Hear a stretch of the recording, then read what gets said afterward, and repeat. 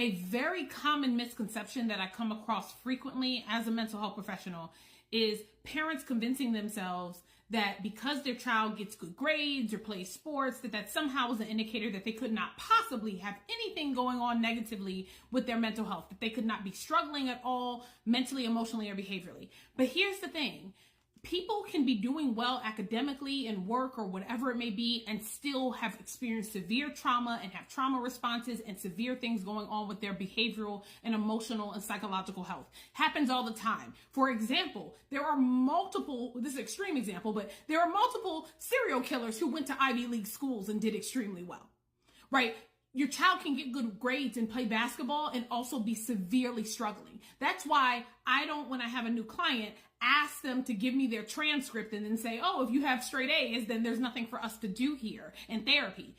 It's not about whether or not somebody's achieved success. People can achieve success and great things and still be doing really poorly mentally and emotionally. We have to wake up and realize that our mental health is about our brain and our relationship with ourselves and experiences that we have had and how those things have shaped us and what we've been taught or not taught. So if you truly want to understand how you have maybe impacted your child or anyone else, you have to be honest with yourself about how your behavioral patterns impacted them emotionally and mentally. The messages that you sent through those behaviors, and especially even the words that you said. Watching how your child is doing in terms of how they handle their emotions, in terms of processing them, expressing them in a healthy way, their communication skills, their relationship patterns, right? Their relationship with themselves and how clear of they are about who they truly are and whether or not they're open to self-exploration and all these other things. That is the truth of what is going to determine somebody's mental health.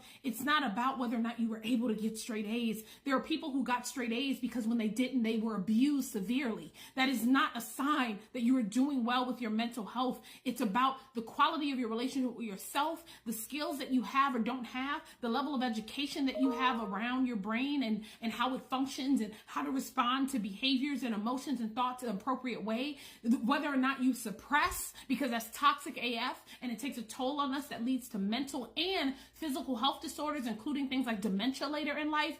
We have to stop pretending that just because somebody is doing well in one area, that could not possibly mean that they are struggling with their relationship with themselves and their relationship with their brain.